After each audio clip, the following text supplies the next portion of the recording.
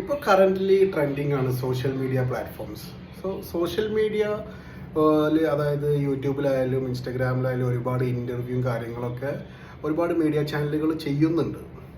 I think this will not take much time. അതായത് നമ്മൾ മൂവീസിലൊക്കെ സെൻസർ ചെയ്യുന്ന പോലെ അതേ ഒരു system will be introduced in these platforms.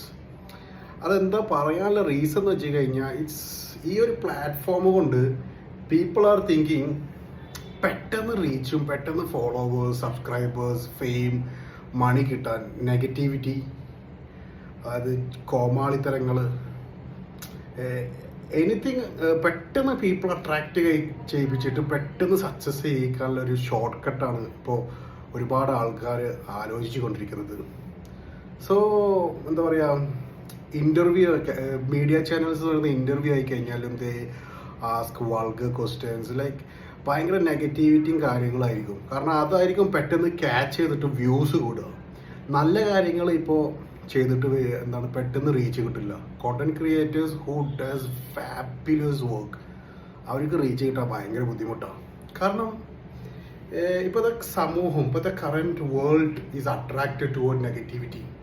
പിന്നെ കോമാളിത്തരങ്ങൾ ചെയ്തുകൊണ്ടിരുന്ന് കഴിഞ്ഞാൽ അതിലോട്ടാണ് ആൾക്കാർക്ക് ഫെയിമും കാര്യങ്ങളൊക്കെ കിട്ടിക്കൊണ്ടിരിക്കുന്നത്. സോ പീപ്പിൾ, അതായത് ഇപ്പോൾ വളർന്നു വരുന്ന ആൾക്കാരൊക്കെ ചിന്തിക്കുന്നുണ്ടാവും, ഇനി കുറച്ചത് ചെയ്ത് കഴിഞ്ഞാൽ പെട്ടെന്ന് സക്സസ് ആവാം, എന്നിട്ട് റൂട്ട് മാറ്റാം.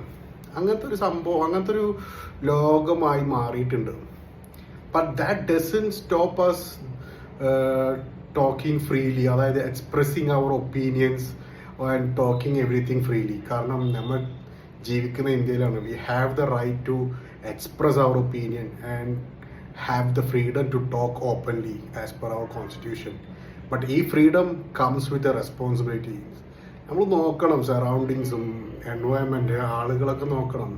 അല്ലാണ്ട് വന്ന് ഒരു ചെറിയ ക്യാമറയിൽ ഒരാൾ ഓപ്പോസിറ്റ് ഇരുന്ന് ഒരുപാട് വൾഗറും നെഗറ്റിവിറ്റി ആയിട്ടുള്ള ചോദ്യങ്ങളൊക്കെ ചോദിച്ച് ദാറ്റ്സ് ക്വൈറ്റ്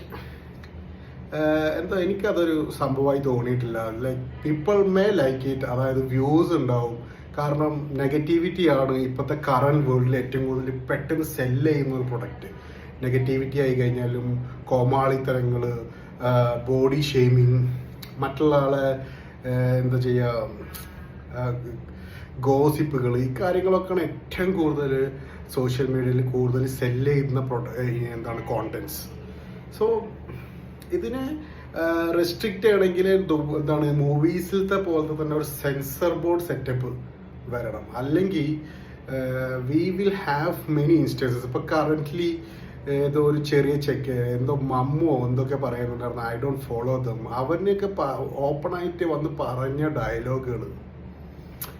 പക്ഷേ കൺസിഡറിങ് അവൻ്റെ ഏജ്, ദാറ്റ്സ് ഓക്കെ. അവനൊക്കെ നമുക്ക് നല്ല രീതിയിലോട്ട് ലീഡ് ചെയ്യാം, കാരണം അവൻ്റെ പ്രായം അങ്ങനെ. ബട്ട് ആ ചോദ്യം ചെയ്യുന്ന ഇൻ്റർവ്യൂവർ അത്യാവശ്യം പ്രായം കാര്യങ്ങളൊക്കെ ഉണ്ട്. ബട്ട് ആ മെച്യൂരിറ്റി, ചോദ്യം ചോദിക്കുമ്പോഴുള്ള കോൺവേഴ്സേഷനിലെ മെച്യൂരിറ്റി ഒന്നുമില്ല.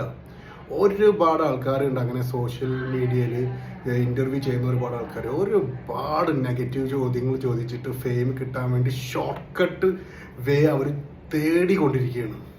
So we really need a censor board system in this kind of media platforms in coming future. അതായത് ഒരുപാട് നാളെടുക്കുമോ എന്ന് തന്നെ എനിക്കറിയില്ല, but we really needed that.